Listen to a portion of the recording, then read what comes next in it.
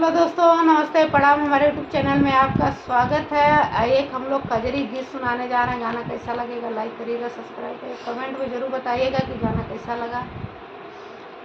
हरे रामा सावन चढ़े ललकारी मारे बाबा छारी हरी।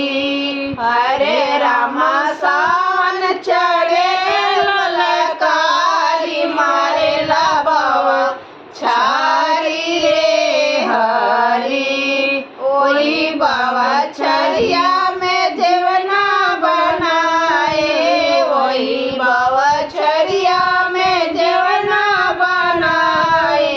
हरे रामा जेवना न जेवर पिया मारे बाबा छारी रे हरी।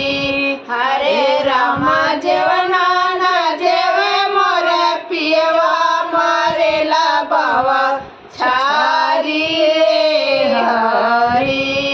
हरे रामा सावन चढ़े ललकारी मारे बाबा छारी रे हरी। हरे रामा सावन चढ़े ललकारी मारे बाबा छारी रे हरी। हरे रामा वही बाबा छरिया में जलना भरायो, वही बाबा छरिया में गड़ुआ भरायो। हरे रामा गड़ुआ न गोटे मोरे पिया मारे बाबा छारी रे हरी। हरे रामा गड़ुआ न गोटे मोरे पियवा मारे बाबा छारी रे हरी। हरे रामा सावन चढ़े ललकारी मारे बाबा छारी रे हरी।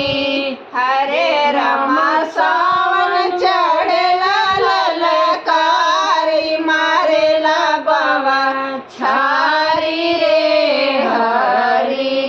ओही बाबा छरिया में बीरवा जरायो, वही बाबा छरिया में बीरवा जरायो। हरे रामा बीरवा न कुचे मोर पियवा मारे बाबा छारी रे हरी।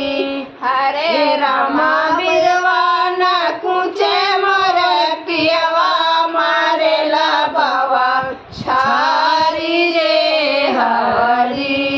हरे रामा सावन चढ़े ललकारी मारे बाबा छारी रे हरी।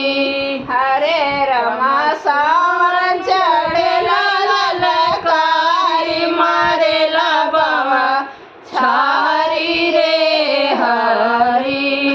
ओही बाबा छरिया में से जिया लगायो, वही बाबा छरिया में से जिया लगायो। हरे रामा से जिया न सोवे मोर पियवा लगेला बाबा छारी रे हरी। हरे रामा से जिया न सोवे मोर पियवा मारे बाबा छारी रे हरी। हेलो दोस्तों, गाना कैसा लगा कमेंट में जरूर बताइएगा।